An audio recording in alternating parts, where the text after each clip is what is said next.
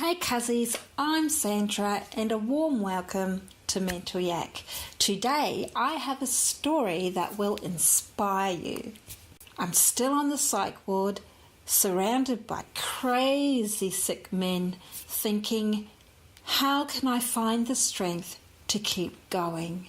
When I meet a complete stranger who becomes an unlikely source of safety, strength, and hope. Cuzzies, this is my story.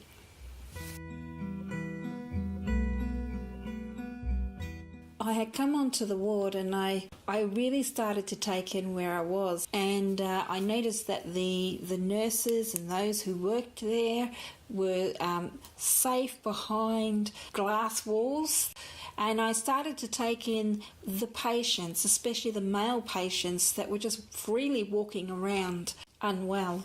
And this totally freaked me out. I started to feel absolute despair when I noticed a young man crouched on the floor and, he was just sitting there quietly.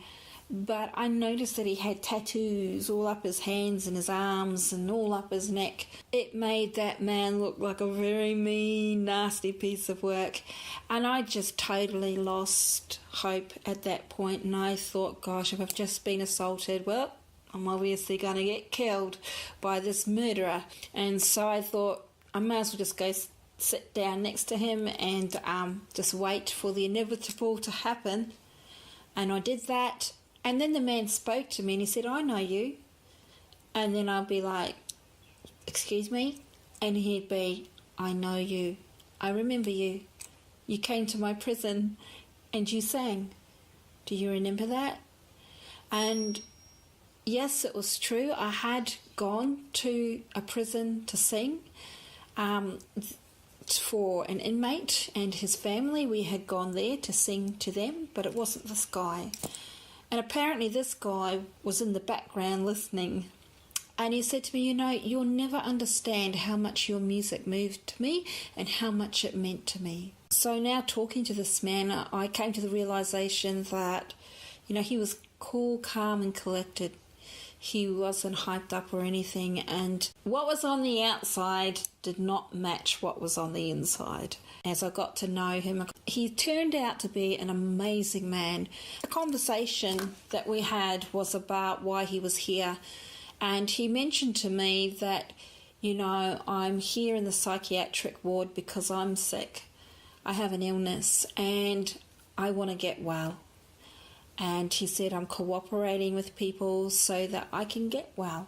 He was capable of making good choices and he had good values.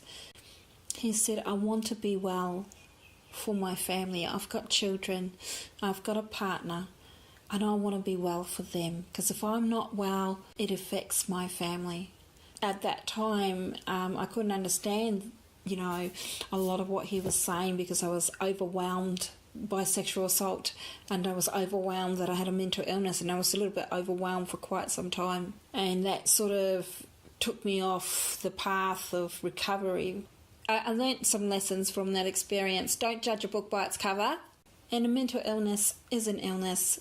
And if we do cooperate with the mental health professionals who can help us, we can certainly achieve wellness. And I've come to value my wellness. And what does that mean to me? Well, it means I can start putting my whole life together. It means I can start building a life for myself, without everything falling down every time I had a breakdown. So that's what wellness means to me. Just having a friend like that helped me to keep going. And I think when times get tough, it's good to have somebody there. And there was somebody there who was able to help me.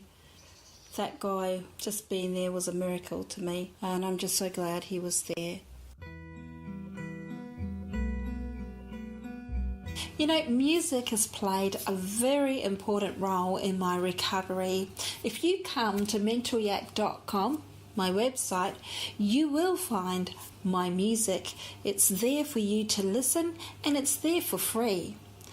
I'm going to put the link down below. You be sure to come and have a listen and be blessed. If you have been inspired by today's video, please like it. And if you really liked it, why don't you share it with your friends? And if you really like it, please subscribe. And you know the little notification, the bell, if you click on that, it will let you know next time I've released another video. So the next video I'm going to make is going to be on what happened when I went home from the psychiatric ward. It's going to look at the supports and the services that were made available to me and what my life was like. I'd just like to thank you, Kaz. You've been so patient today. Until we meet next time, please take care. And bye for now.